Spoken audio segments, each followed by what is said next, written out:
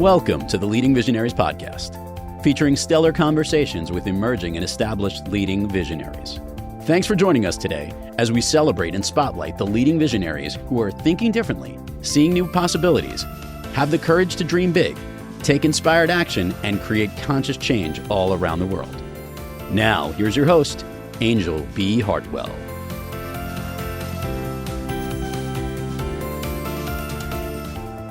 Hello, listeners of the Leading Visionaries Podcast. I am so delighted that you are here, and this is our first Think About It Thursday. So we're going to do these once every other Thursday for now, and my intention is that I'm going to spend about 13 minutes speaking to you about something that I'm going to invite you to reflect on. And I think one of the most important things we can do as visionary leaders is make sure that we do carve out time for reflection. In our let's get it done yesterday culture and society and world, there's nothing more important than being able to stop the world, take a few moments to reflect, and discern if what you are energizing is actually in service, and to also discern if you are headed in the right direction. Because like they say, if you're 1 degree off and you're shooting for the moon, you are not going to make it. So my intention here is to invite you to this reflection time.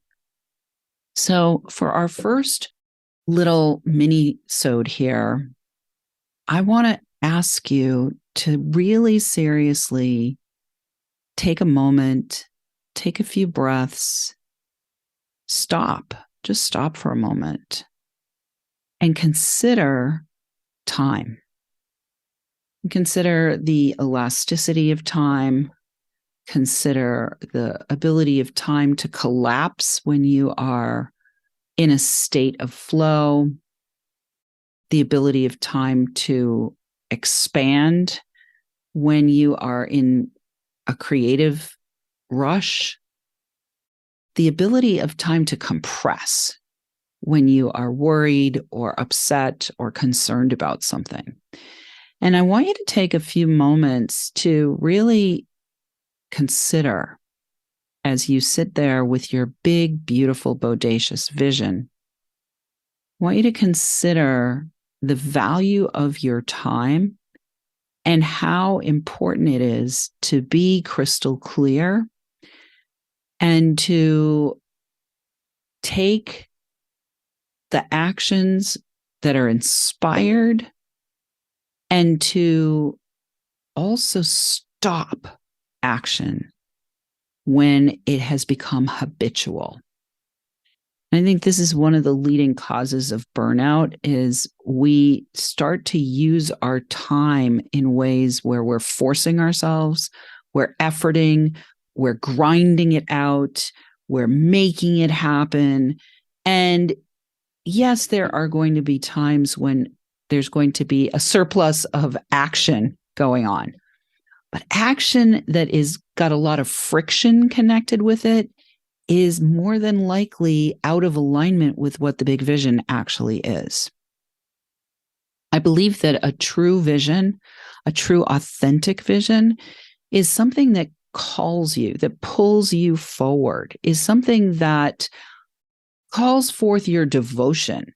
And while, yes, there may be moments of challenge, and yes, there may be moments of frustration, and yes, there may be moments of increased investment of time, energy, attention, and money, overall, the experience of bringing your vision into fruition and leading others into enrolling in your vision, whether they be team members or investors or other stakeholders or clients or customers, there's got to be a sense of ease and spaciousness and enthusiasm that cannot happen if you are pushing it, if you're rushing it, if you're squishing things in, if you are forcing, if you're grinding. if there is a prolonged and consistent period of, just strain. And so the time that we're going to spend here together today is really an opportunity for you to reflect and to consider, in what ways are you operating on scarcity frequency? In what ways are you operating on forcing and efforting and grinding? In what ways and in what areas are you operating in a way that's creating friction and heat and conflict and frustration and anger, maybe even? And to take this time to really do a fierce inventory. Now, a lot of times what can happen is with our vision, because our vision is vast, we can get caught up or hung up in one little particular area where it becomes a point of pride to us. I am going to make this happen regardless, right? I'm going to make this happen regardless. And, like a story that I like to tell about myself is I love getting the big yes. I love getting the big yes. When I get the big yes, I just get so excited and I can't wait to energize whatever this big yes is, whether it's making a painting or creating a new podcast like this, or, starting a new program or product or service in my business. When I get the big yes, I'm like, yes, let's go. My greatest challenge over the years, and I see this often with my clients as well, is that I do not, and I'm getting better, but I do not have as much enthusiasm for the big no.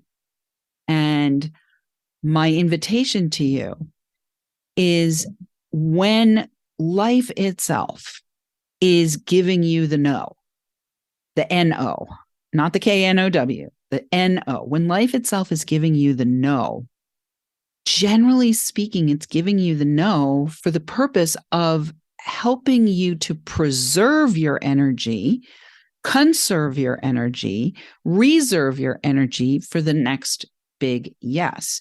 And if you keep pushing and you keep going, it's kind of like shooting through the stop sign and getting 3,000 miles down the road and running out of gas and discovering that what the universe was asking you to do was take a left at that stop sign. But you were so focused on going forward and had your foot on the gas that you just blew right through that stop sign. And now you have to drive back.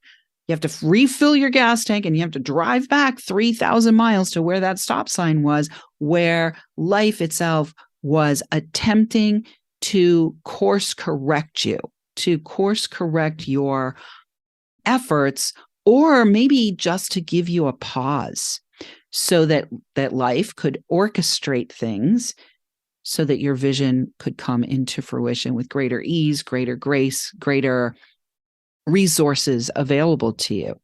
So let's take today, and I'm going to invite you to look at all the moving parts of your vision in the next minute or so, and see if you can define for yourself the one place where it's like the pebble in your shoe, the one place where, whether it's marketing or fundraising or enrollment or working with your team or your technology or whatever it is, the one place where there's a pebble in your shoe in terms of bringing more of your vision into reality, and be aware of it. Like, bring your awareness to that one place. And in that state of awareness, really ask yourself, is it time for me to divert my time, energy, attention, and money into a different direction? Am I being stopped here because life itself wants me to take a left turn? Am I being stopped here because I shouldn't be doing this? Maybe I should be delegating it. Am I being stopped here because there's actually an easier, better way? Am I being stopped here because there's more of the vision that I did not see when I got started that I could now see if I stopped this thing that I'm doing for just a few minutes to reflect and notice and allow greater clarity to land.